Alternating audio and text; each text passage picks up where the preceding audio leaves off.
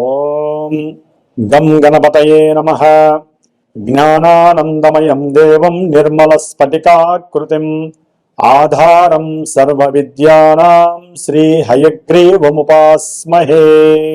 శ్రీ లక్ష్మీ హయగ్రీవాయ నమః. జ్ఞానసిద్ధిని వీక్షిస్తున్నటువంటి ప్రేక్షకులందరికీ కూడా ఈ శ్రావణ మాసం శుభాకాంక్షలు తెలియజేస్తూ, శ్రావణ మాసంలో మనకి దాదాపుగా ఆగస్టు 13వ తేదీ నుంచి విశేషమైనటువంటి పండగలు మనకి శ్రావణ సోమవారాలు, శ్రావణ శుక్రవారాలు, శ్రావణ మంగళగౌరి వ్రతాలు చేసుకుంటూ మాస శివరాత్రి, అట్లాగే శ్రావణ పౌర్ణమి, గరుడ పంచమి, నాగుల చవితి, నాగపంచమి, అట్లాగే శ్రావణ పౌర్ణమి రోజున విశేషంగా హయగ్రీవుడి యొక్క జయంతి జ్ఞానాన్ని, బుద్ధి కుశలతని కలుగజేస్తూ ఉన్నత వాక్కుని ప్రసాదిస్తాడు. శ్రావణ పౌర్ణమి అంటే చండీదేవికి చండీ అమ్మవారికి చాలా విశేషమైనటువంటి శక్తిని మనకి ప్రసాదిస్తూ ఉండేటటువంటి రోజు. అదే రోజు గాయత్రీదేవి పుట్టినరోజు, గాయత్రి జయంతి. ఆ రోజున విశేషంగా చాలా మంది యజ్ఞోపవీతాన్ని ఉపాకర్మ చేసి, అంటే ఎవరైతే మొన్న మాఘమాసంలో యజ్ఞోపవీతం ధరిస్తారో వారందరూ కూడా మార్చుకునేటటువంటి రోజు ఉపాకర్మ ద్వారా. ఇట్లా ఎన్నో విశేషమైనటువంటి సౌఖ్యాన్ని, అట్లాగే లక్ష్మీ దేవిని మనకి కటాక్షంగా ఇచ్చేటటువంటి మాసాలలో శ్రావణ మాసం విశేషత్వం. మరి ఈ మాసంలో కుజరాహుల యొక్క నక్షత్ర మార్పు వలన కుజదోషాలు, సర్పదోషాలు అనుభవిస్తూ సంతానపరంగా ఉద్యోగాలు లేక ఇబ్బందులు పడుతూ, ఏలినాడు శనులు, అర్ధాష్టమ శనుల పరంగా ఇబ్బందులు పడుతూ, అట్లాగే జన్మజాతకాలలో విశేషమైనటువంటి కుజరాహుల యొక్క సమ్మేళనం కానివ్వండి, మృగశిరా నక్షత్రము, ధనిష్టా నక్షత్రము, చిత్తా నక్షత్ర జాతకులు, మేషరాశి, వృశ్చిక రాశి వారు, మకర కుంభరాశుల వారు, అట్లాగే రాహు నక్షత్రాలైనటువంటి ఆరుద్ర, స్వాతి, శతభిష నక్షత్ర జాతకులు, ఈ కుజ మహర్దశ, రాహు మహర్దశలు, అంతర్దశలు జరుగుతున్న వాళ్ళు, కుజ రాహువు, రాహు కుజ శనులు, ఇట్లా పాపగ్రహాలకి సంబంధించినటువంటి దశలు జరుగుతున్న వాళ్ళకి ఎన్నో విపరీతాలు, ఇబ్బందులు, ఆర్థిక సంక్షోభం కావచ్చు, భార్యాభర్తల ఎడబాటు కావచ్చు, కోర్టు సమస్యలు కావచ్చు, భూ వివాదాలు కావచ్చు. ఎందుకంటే కుజరాహుల వలన ఎన్నో సమస్యలండి. కుజదోషాలు, జన్మజాతకాలలో కుజదోషాలు, సర్పదోషాలు మనిషిని ఎదగనివ్వవు. లగ్నాతో ఉన్నటువంటి కుజదోషాలు, సర్పదోషాలు ఒక రకమైన భావనలు అయితే, మిగతా 12 భావాల్లో ఉన్నప్పుడు చాలా ఘోరంగా ఉంటాయి. జన్మజాతకంలో ఇవన్నీ ప్రస్ఫుటంగా తెలియజేస్తూ ఉంటాయి. వాళ్ళు ఏ భావాల్లో ఉంటే ఏ సమస్యలు, విద్య మీద కొడతారు, ఆర్థికం మీద కొడతారు, ఉద్యోగం మీద కొడతారు, అట్లాగే భార్యాభర్తలు వివాహం మీద కొడతారు, దంపతుల మీద కొడతారు. ఇట్లా ఎన్నో రకాలైనటువంటి మోసాలు, నష్టాలన్నీ కూడా జన్మజాతకాల్లో మనకి తెలియజేస్తూ ఉంటాయి ఈ గ్రహాలన్నీ కూడా. కాబట్టి ఈ శ్రావణ మాసంలో ఈ యొక్క దోష నివృత్తి కోసము ప్రత్యేకించి మన యొక్క జ్ఞానసిద్ధి క్షేత్రపీఠంలో 13వ తేదీ నుండి సెప్టెంబర్ 1వ తేదీ వరకు ఈ 18 రోజులు విశేషంగా ఈ యొక్క సర్పదోషాలు, కుజదోష నివృత్తి కోసము ఎవరికైతే వివాహం కావాలనుకుంటారో వారికి, వివాహాల్లో దగ్గర దాకా వచ్చి పోతున్నటువంటి వాళ్ళకి, 1కి 2 సార్లు 3 సార్లు గర్భవిచ్ఛిన్న దోషాలు కలిగి సంతానపరంగా ఇబ్బందులు పడుతున్నారో ఆ స్త్రీమూర్తులకి, వీర్యశక్తి లేక సంతానం కనలేనటువంటి పురుషులకి, ఐవీఎఫ్ల ద్వారా విసుకెత్తిపోయినటువంటి వారికి. కాబట్టి విశేషంగా మరి మేషాది మీనరాశి పర్యంతం ఈ మాసం ఏ విధంగా ఉంటుందో తెలియపరుచుకుందాం. ఓం శ్రీమాత్రే నమః.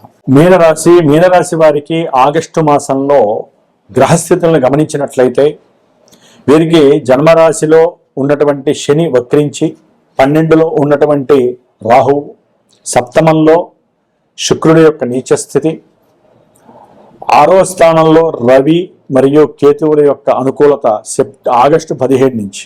ఆగస్టు 22 తర్వాత బుధుడు కూడా 6వ స్థానంలోకి వచ్చి అత్యంత యోగాన్ని ఇస్తున్నాడు. ఉద్యోగరీత్యా మంచి కంఫర్ట్నెస్ని ఇస్తున్నాడు. అట్లాగే వ్యాపారంలో కూడా వీరికి వ్యాపారంలో ఎవరు మంచివాళ్ళు, ఎవరు చెడ్డవాళ్ళు, భాగస్వాముల్లో ఎవరు ఎటువంటి వాళ్ళు అనే ఆలోచించే ప్రక్రియ కూడా తెలుస్తుంది. ఎవరు మనల్ని మోసం చేస్తున్నారని ముందే గమనించి వ్యాపారంలోంచి బయటకు వచ్చే పరిస్థితులు కూడా ఉంటాయి. వీరికి ఏళ్ళనాటి శని ప్రభావం తగ్గిందని అనుకుంటారు, కానీ శని వక్రించడం ద్వారా ఇంకా ఎక్కువైనట్టు లెక్క. ఇంకా ఘోరమైనటువంటి అప్పుల బాధలు పెరుగుతాయి. శనితో పాటు రాహు 12లో ఉండి ఇద్దరు కూడా కంజెక్ట్ అయినటువంటి పరిస్థితి వస్తుంది. ఇద్దరు ఫ్రెండ్స్ పాపులైతే ఆ భావాన్ని పాడు చేస్తారు. అనారోగ్య బాధలు ఎక్కువ అవుతాయి, హాస్పిటలైజేషన్స్ ఎక్కువ అవుతాయి, ధన బాధలు ఎక్కువ అవుతాయి. గురుడు చూస్తున్నాడు కాబట్టి రాస్యాధిపతి కొంతవరకు వీరికి వెళ్ళొచ్చినా ధనం పోయినా తగ్గించుకునే పరిస్థితి ఉంటూ ఉంటుంది. అట్లాగే చదువుకునే విద్యార్థులకి చదువులో కొంచెం ఆటంకాలు కలుగుతాయి, జాగ్రత్తగా ఉండండి. 4వ స్థానంలో కుజుడు అంత మంచివాడు కాదు, కుజ దోషం అంటారు. పెళ్ళైన వారికి కొంచెం భార్యాభర్తల మధ్య విపరీతమైనటువంటి సంఘటిత సంఘర్షణలు జరుగుతాయి. అది ధనపరంగా కావచ్చు, భాగ్యపరంగా కావచ్చు, కుటుంబపరంగా కావచ్చు, లేదా బంధువుల పరంగా కావచ్చు. ఏదో ఒక విషయార్థమే మాట వచ్చి సమస్యలు పెరిగిపోతాయి, సౌఖ్యత్వం కోల్పోతాం. ఒకరికొకరు అర్థం చేసుకొని ముందుకు వెళ్ళాలి. ఇటు చూస్తే జన్మరాశిలో ఉన్న శని చూస్తున్నాడు, కుజుడు చూస్తున్నాడు. 2 గ్రహాలతో శుక్రుడు నీచలో ఉండి పూర్తిగా బలహీనపడ్డాడు. కాబట్టి వివాహంలో కూడా ఎన్నో ఎదుర్కోవాల్సి వస్తుంది. వివాహ ఆటంకాలు, బంధకాలు, ప్రతిబంధకాలు, వివాహమైనటువంటి భార్యాభర్తల మధ్య సమస్యలు, ఆర్థిక కష్ట నష్టాలు అయితే ఇంత కాదు మీనరాశి వారికి. అంటే కొంతమంది అనొచ్చు ఇంత భయపెడుతున్నారు. భయపెట్టడం కాదండి, అనుభవించే వాళ్ళు ఉన్నారు కాబట్టి చెబుతున్నాం. సౌఖ్యంగా సుఖంగా ఉన్న వాళ్ళు ఎవరు కూడా జ్యోతిష్కుల దగ్గరికి రారండి. సమస్యలు ఉన్నవాళ్లే వస్తారు. ఎందుకని? వాళ్ళ సమస్యకి పరిష్కారం దొరుకుతుంది. ఆ పరిష్కారం కూడా ఆ గ్రహాలే మా చేత చెప్పిస్తాయి. కాబట్టి సంతాన పరంగా వీరికి కొంతవరకు అనుకూలతలు ఉంటాయి. ఉద్యోగరీత్యా చాలా మెండుగా ఉంటుంది. మంచి ఉద్యోగ అవకాశాలు కలుగుతున్నాయి ఆగస్టు 17 తర్వాత. బంధువులు కొంత సౌఖ్యంగా, వీరికి ఉద్యోగాలు వచ్చాక ఏమవుతుందండి, బంధువులు కూడా కొంత దగ్గరయ్యే అవకాశాలు ఉంటాయి. శత్రు రోగ రుణ బాధలు తొలుగుతాయి. వీరి యొక్క తెలివితేటలకి చేసే ఉద్యోగంలో మంచి కీర్తి పురస్కారాలు కూడా లభించే అవకాశాలు ఉంటాయి. వీరి యొక్క మనోప్రజ్ఞ పెరుగుతుంది. చాలా జాగ్రత్తగా ఆచితూచి నిర్ణయాలు తీసుకోవాలి ఉద్యోగ విషయంలో. ఎందుకంటే శని రాహువులు సామాన్యులు కాదు, అసలు బోర్ల పడేస్తూ ఉంటారు.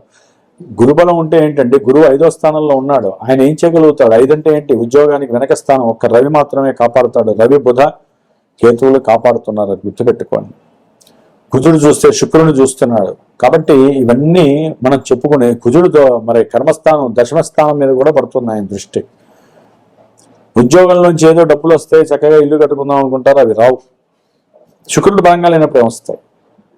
కాబట్టి ఎవరికైనా సరే ఆర్థిక విషయాల్లో కానీ, అనారోగ్య విషయాలు కానీ ఇబ్బందులు పెడుతుంటే, వివాహం అవుతుంది అనుకున్న సమయానికి వివాహం కాకపోయినా, వివాహమై భార్యాభర్తల మధ్య ఇబ్బందులు పడుతున్నా, కోర్టు కేసుల వలన ఇబ్బందులు పడుతున్నా, సౌఖ్యంగా ఉన్నట్టుగా ఉన్నా ఇబ్బందులు పడుతున్నా, అది ఏ వృత్తి ఉద్యోగ వ్యాపారాలు ఏదైనా కానివ్వండి, అది సినిమా రంగమా, లలిత కళారంగమా, లేకపోతే క్రీడారంగమా, రాజకీయమా, పారిశ్రామిక రంగమా, ఎన్నున్నాయి.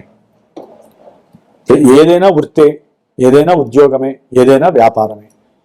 ఈ యొక్క రంగాలలో శని రాహువుల పాత్ర పూర్తిగా వైవిధ్యకరమైనటువంటి సమస్యల్ని క్రియేట్ చేస్తుంది. కాబట్టి దాంపత్యపరంగా ఇబ్బందులు ఉన్న వాళ్ళు సుందరాకాండ చదువుతూ ఉండండి, వినండి. కాస్త ఓపికగా మీకు మీరు సమన్వయం కలిగే పరిస్థితి హనుమంతుల వారు మీకు ప్రసాదిస్తాడు. హనుమాన్ చాలీసా చదువుతూనే ఉండండి. అందుకనే కొంతమంది జన్మజాతకాలు చూపించుకుంటారు. ఎందుకంటే మాకు ఈ సమస్యలు ఎందుకు వస్తున్నాయి? అసలు సమస్య వచ్చిందంటే జాతకాన్ని చూపించుకోవాల్సిందే ఎవరైనా సరే. ఆ పరిష్కారం చేసుకుంటే ఆ దోషం వెళ్ళిపోతుంది కదా. కొంతమంది లేని వాళ్ళు ఉంటారు, జాతకాలు లేని వాళ్ళు, పాపం వాళ్ళకి ఏం చేయాలో తెలియనటువంటి వాళ్ళు మాకు ఈ సమస్యలు కలుగుతాయని ఫోన్ చేస్తారు. వాళ్ళకి ఒకటే చెప్తున్నానండి, ఈ యొక్క ఆగస్టు మాసంలో 28వ తేదీ శ్రావణ పౌర్ణమి రోజున ఈ యొక్క సర్పదోషము, కుజదోషాలు, సంతానపరంగా ఇబ్బందులు పడేవాళ్ళు, ఆర్థికంగా సమస్యలు ఎదుర్కొంటున్న వాళ్ళు, జన్మజాతకాలలో ఎంత కష్టపడ్డా వారికి పని జరగనటువంటి వాళ్ళు, శని బాధలు పడుతున్న వాళ్ళ కోసం మన్యు సూక్తము, సర్ప సూక్తము, దుర్గా సూక్తము 18 రోజులు చక్కగా నా యొక్క పీఠంలో పారాయణ చేసి, సుబ్రహ్మణ్యేశ్వరుడు, లక్ష్మీ ప్రతిమని వారికి అభిషేకాదులు చేసి, చిన్న చిన్న ప్రతిమలు చక్కగా ఈ హోమంలో వారిని కూడా ధరింపజేసి, ఎవరైతే గోత్రనామాలు ఇస్తారో, ఎవరైతే పూజలో పాల్గొంటారో వారి దగ్గరికి ఈ యొక్క పూజా ఫలితాన్ని మీకు పంపించే ప్రయత్నం చేస్తున్నాను. కాబట్టి ఎవరైనా సరే కావాలి అనుకుంటే నాకు ఫోన్ చేయండి, మీ సమస్య చెప్పండి, అది రోజు చెప్పి దానికి తగ్గ పరిష్కారంగా అమ్మవారికి అట్లాగే సుబ్రహ్మణ్యేశ్వర స్వామి యొక్క అనుగ్రహాన్ని మీకు కలిగేలాగా చేసేటటువంటి శక్తి ఆ భగవంతుడు నాకు ప్రసాదిస్తాడని నమ్ముతూ, మీనరాశి వారు కొంచెం జాగ్రత్తగా ఉండాల్సినటువంటి ఆవశ్యకత పూర్తిగా ఉందని తెలియజేస్తూ లక్ష్మీదేవి ఆరాధన అధికంగా చేయండి, లక్ష్మీ కటాక్షం కలుగుతుంది. అట్లాగే సుబ్రహ్మణ్య ఆరాధన మీకు అన్ని విధాల రక్ష. హనుమంతుడి యొక్క చాలీసా కానీ లేకపోతే సుందరకాండ పారాయణ కానీ బడబాణల స్తోత్రాన్ని కానీ వదలకుండా ప్రతినిత్యము వినండి. శుభప్రదమైనటువంటి యోగం కలుగుతుంది. వివాహం చేసుకునే వాళ్ళు కొంచెం జాగ్రత్తగా ఆచితూచి జన్మజాతకాన్ని చూపించుకొని వివాహం చేసుకోండి. ఓం శ్రీమాత్రే నమః.